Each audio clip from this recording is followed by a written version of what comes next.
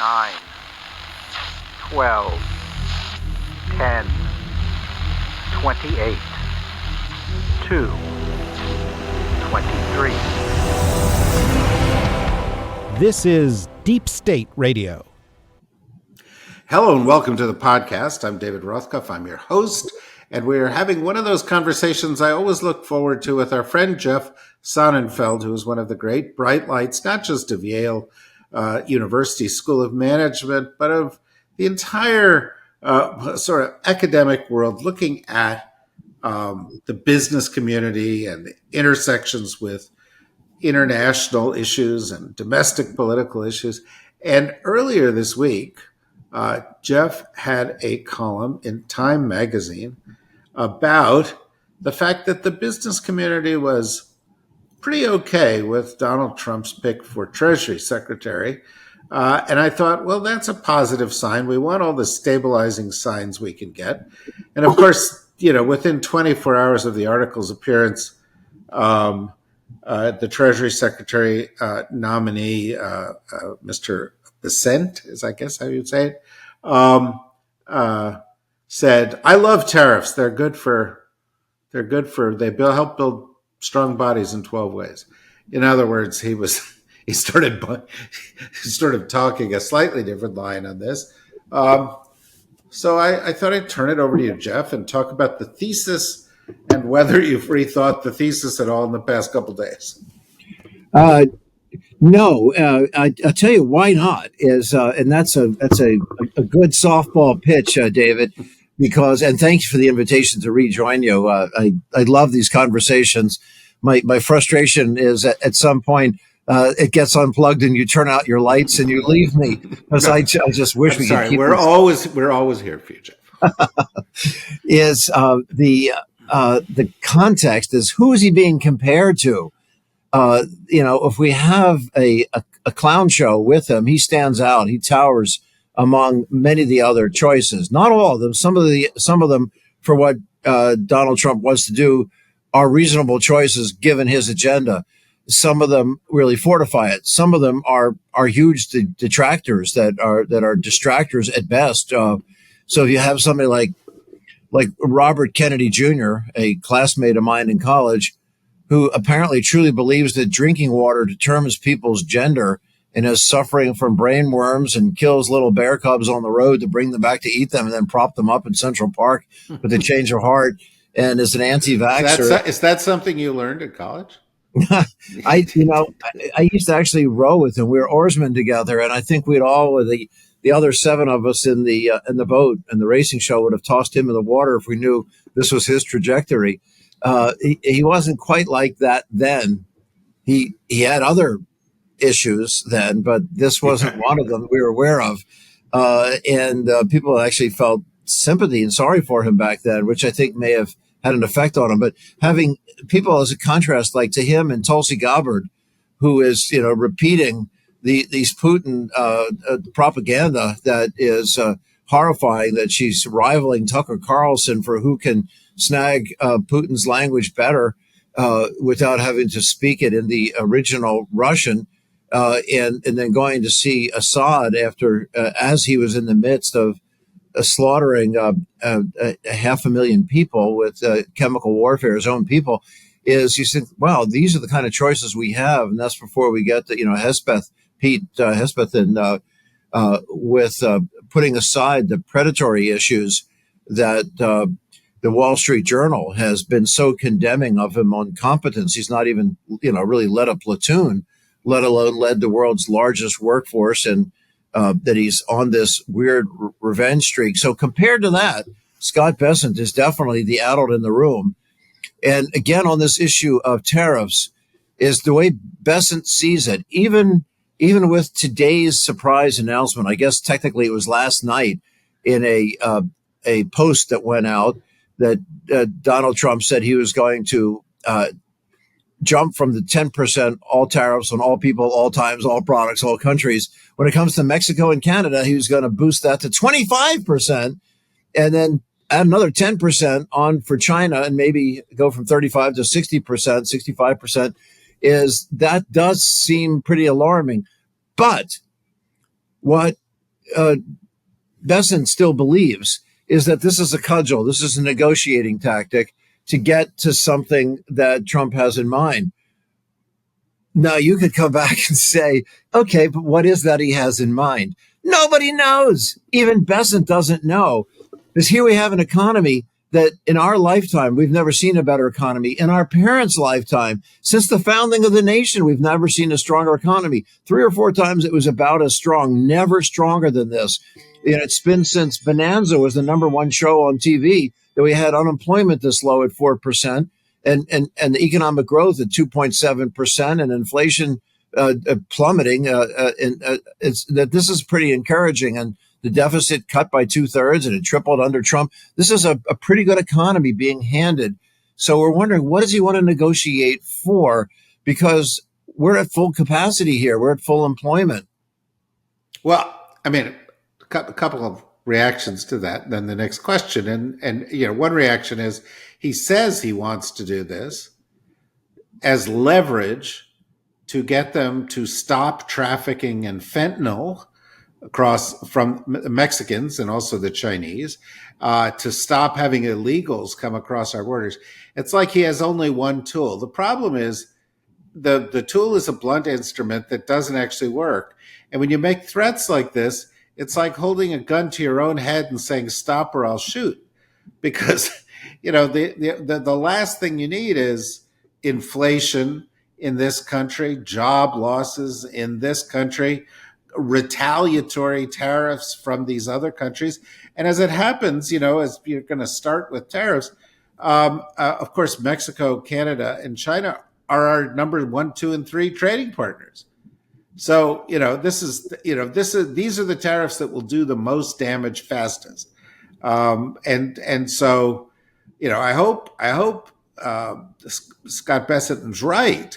But there's also the possibility that, as Trump did the last time, he's going to impose tariffs. It's going to hurt a lot of people for a long time.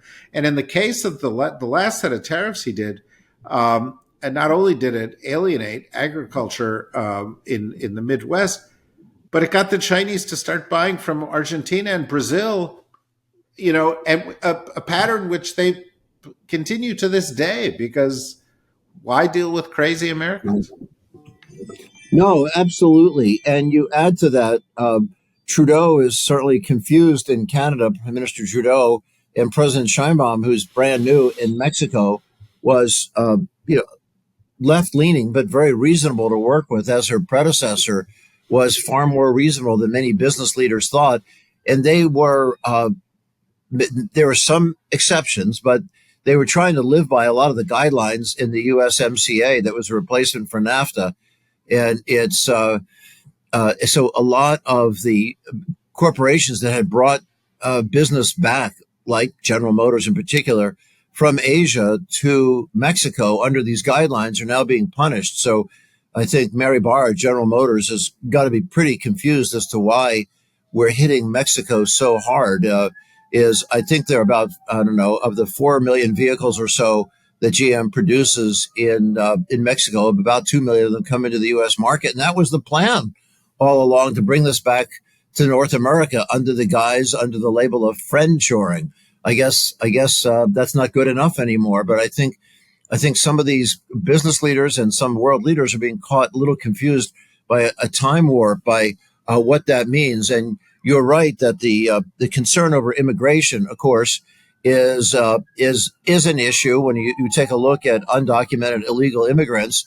However, to try to wrench out 10 million people, upsetting their lives, their communities, their families, and everything, when so many of them have been productively engaged here.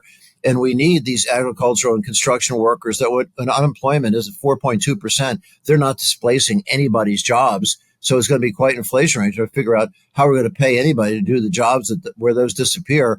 But at the top of your question, David, you brought out something that even the 16 Nobel Prize winners in economics didn't mention, when they said that the mere 10% tariff threats that Trump talked about, those Nobel Prize winners in economics all said that this could be 10 to 15% boost in inflation. They didn't deal with the retaliatory aspects. They were only talking about the increased cost on importing. But yes, the way we suffer on our exports, and this is dramatic. This is real. I could give you many vivid examples. Harley Davidson, for example, where 100% of their bikes were made in the U.S. When the EU was socked with trade sanctions, they retaliated. So for Harley to get bikes into the EU, Matt Levitich, the CEO of Harley Davidson, had to shut down a Kansas City plant, open one in Thailand, and then ship the bikes from Thailand into Europe. So what did Trump say? He told everybody, the Harley drivers, which many of them are big MAGA supporters, he said, "Don't buy Harley." What are you talking about? Like, this is the U.S. manufacturer. It's so iconic a brand that the American Eagle is their logo. And you're saying, don't buy that. And it's only 2% of the world market. The other 98% are all non-U.S. companies. And of course, he did the same thing with Amazon versus Alibaba and on and on. And that's just really troubling. And hopefully Scott Bessent would be able to tamp some of that down. I should also mention in your early first question, the alternative was Howard Lutnick.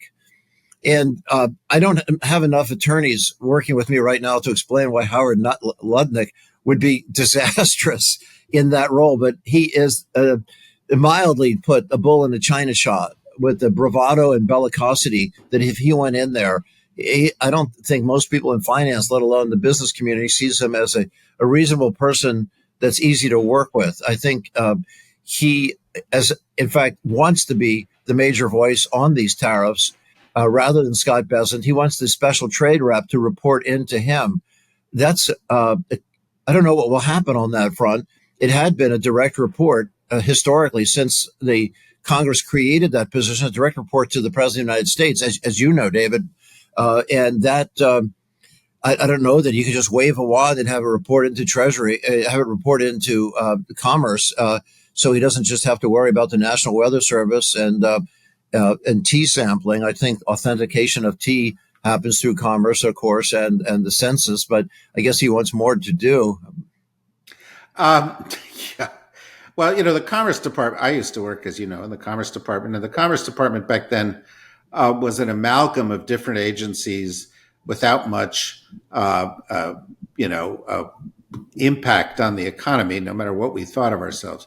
But in the course of the past, you guys did a great job of promoting U.S. commerce abroad, though. That, David, is something you should be proud of. You and Jeff Garten did a lot of good on that front. Well, you're very kind, and certainly Jeff was in the lead on that. But and I learned a lot working with Jeff. But my point was, the Commerce Department today actually does something, because through the Chips and Science Act, it actually has a lot of money to spend.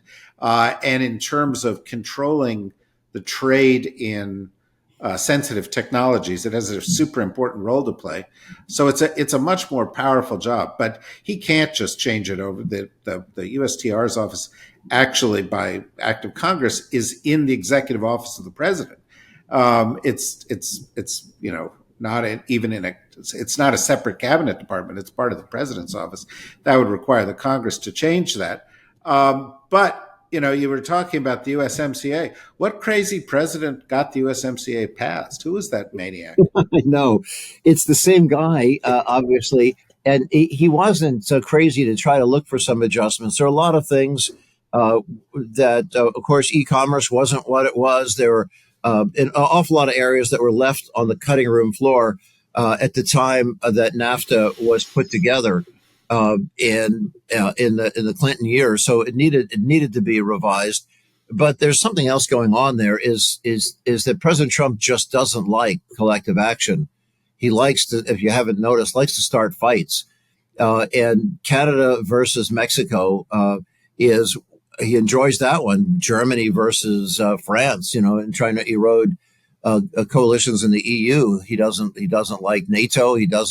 He had a corrosive effect, obviously, on the Republican Party and Congress in general, and it predates The Apprentice that he likes to have an elimination game. You remember, whoever wins The Apprentice, you're selected on the basis of destroying your own team, so you have nobody left to lead.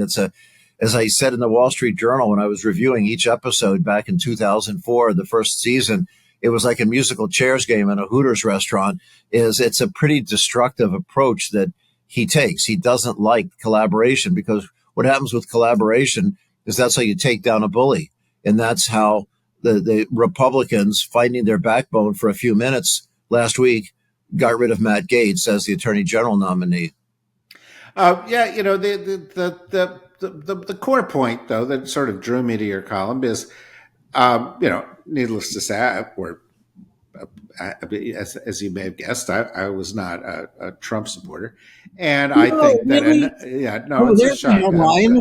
I'm glad There's a headline. Yeah, I'm glad you're seated for that. But and I think there's a lot that we should watch carefully in what he's going to do, because there's some real dangers associated with it. But I'm a strong believer that we shouldn't set our hair on fire all the time, and that we should acknowledge whatever is normal and may serve as a guardrail wherever it may exist. And this guy Scott Bessent, comes from the most almost impossible to believe place that you could get somebody for the Trump administration, which is being George Soros's right-hand man at his fund. Soros, of course, being a big enemy of the right, and is widely respected on Wall Street. And so he, like Marco Rubio, like Mike Waltz, like a couple of the other people in this team, is a fairly normal. You may not agree with him politically or on a policy basis, but the guy's qualified. It's not like your classmate who has never run anything and only believes crazy theories, doesn't believe in science, or Hegseth, who I think it's particularly appropriate for a guy who's at the Yale School of Management to talk about a guy being nominated to run the world's largest and most complex organization who's never managed anything. It's really quite extraordinary. But let me ask you this. When you talk to people in the business community, are they kind of wait and see on Trump? I mean, because I remember you wrote a couple of articles earlier that the business community wasn't like jumping on the Trump bandwagon, but do they see him as being destabilizing force, or possibly net neutral or net positive? Pensive is where they are right now, and they're pensive with reason. They have background for this.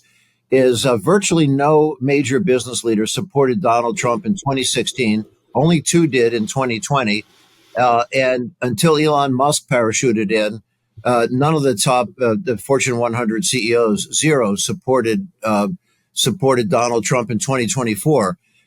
People say, well, how about Steve Schwarzman? Well, Blackstone is not a Fortune 100, not a Fortune 200, not a Fortune 300, not a Fortune 400. They are a Fortune 500 firm. But looking at those Fortune 100, we went back over a century to the founding of the Republican Party, and they were consistently, business leaders were very supportive of the Republican candidates for president going back to Lincoln. In fact, the Union League of New York, New Haven, Philadelphia, and elsewhere, those were to support the Union, to support the emerging Republican Party led by Abraham Lincoln.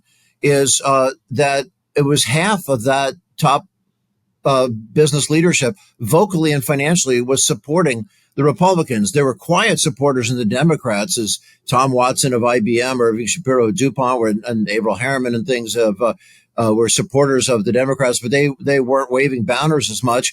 But what was stunning is that 50% support dropped to zero. It hit a wall in 2016.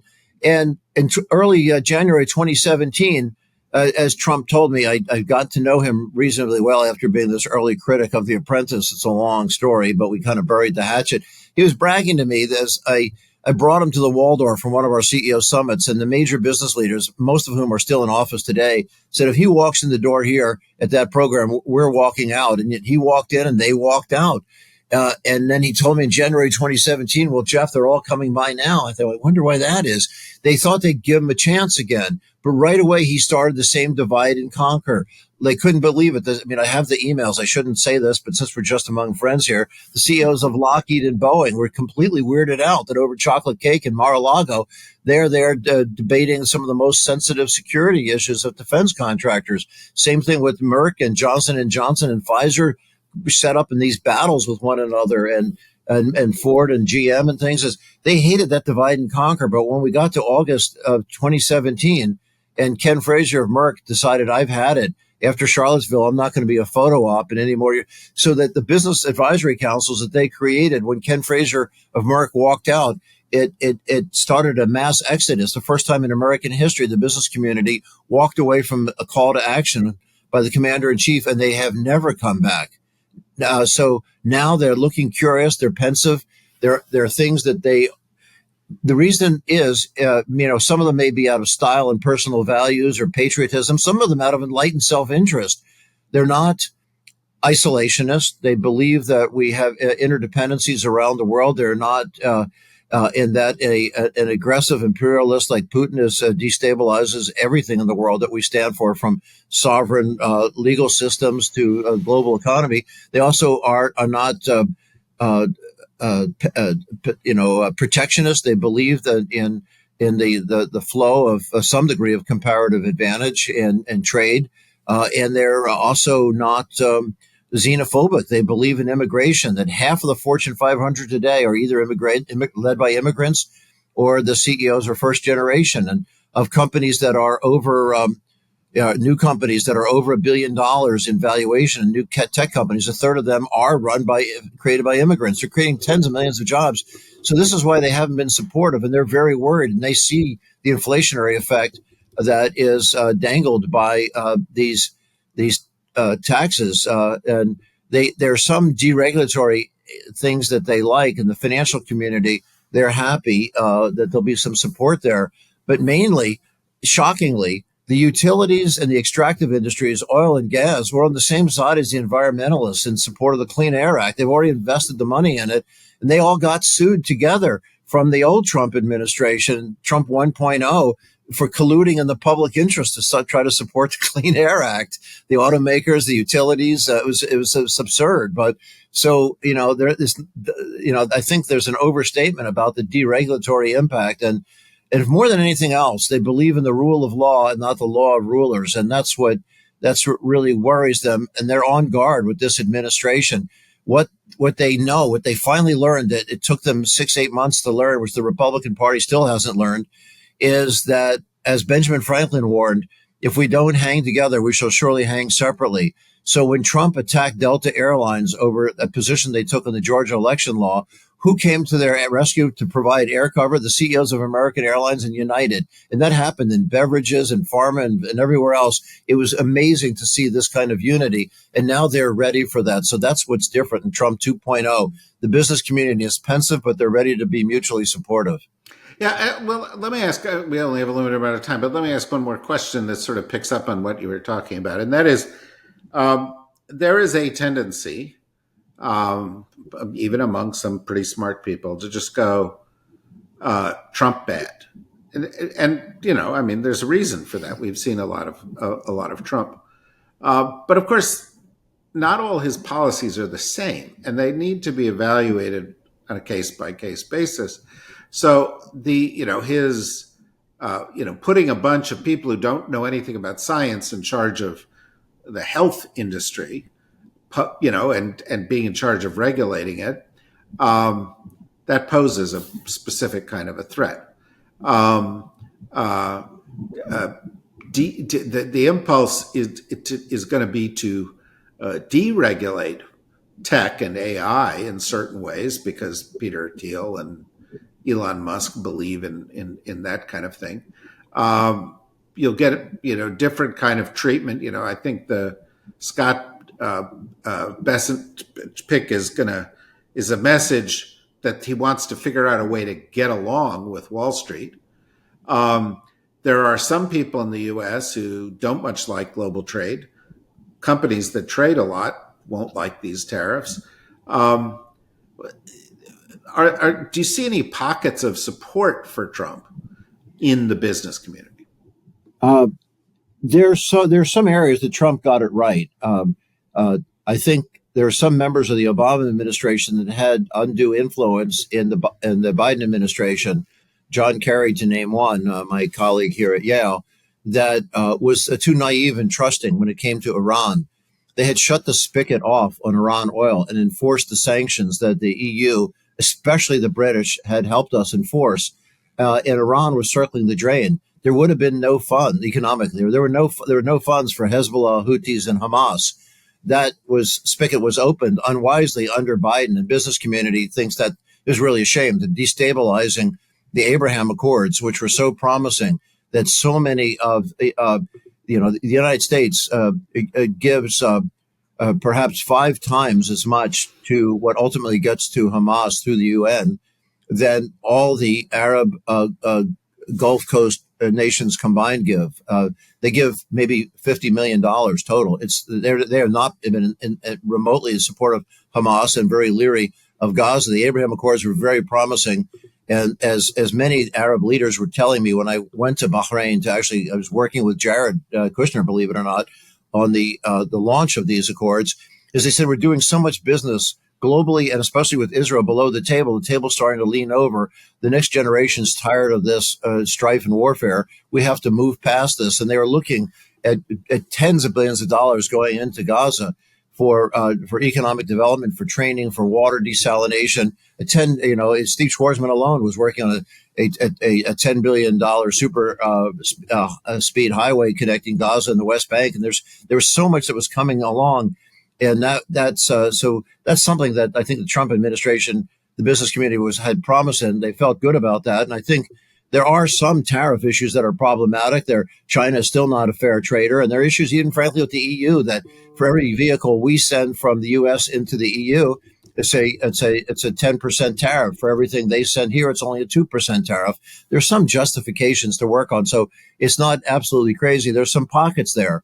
There also are other kinds of supporters, though, of MAGA that are really surprising, and that's in the heart of the far left of the Democratic Party, is that the origins, and here's where you'll pull my mic away, is that Bernie Sanders keeps in his office a plaque to Eugene V. Debs, which he should. Eugene V. Debs was a great, as you know, American hero in a lot of fronts and a labor organizer, and was the founder of the American Socialist Party. But he was a progressive who worked on the same progressive campaigns as Tom Watson, who ultimately became a bigot, but was the founder of the agrarian populists that are the MAGA origins. And they are anti-establishment, anti-institution, anti-Wall Street, anti-corporations.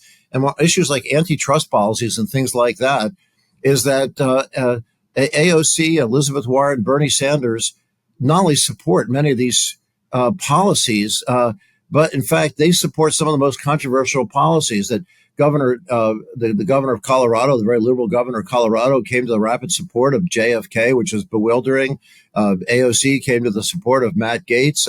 Elizabeth Warren and Bernie Sanders have been, they got support of Joe Rogan, of course, but they're reaching different audiences. But the left and the right have a historical connection that goes back to Williams Jennings Bryan, which is just attack the man, attack the establishment, attack industry, attack the judiciary, attack the military. That's a little troubling, and that's unexpected support for MAGA and Trump. Well, I hope we can continue this conversation as this evolves. Our focus is going to be here on identifying the threats where they're real threats and figuring out how and what coalitions may be coming together to address those, and also identifying where progress is being made from a sort of a balanced and bipartisan perspective, not downplaying any threats, but trying to understand this in a 360-degree way. And you are great for that kind of thing. You provide a great balance in your perspectives. And so I hope you'll come back a lot while we're doing this. And then you can tell us more about your days, rowing crew, and some of these things that we really need to know more about. That would be great. I still have the blisters and calluses from those crew days. But thank you, David Ray. It's an honor to join you always and anytime. Great. Well, thank you very much, Jeff. Thank you, everybody, for listening. We'll be back with more each and every day because that's what we do here. And we hope you'll join us. Until then, bye-bye. Thanks.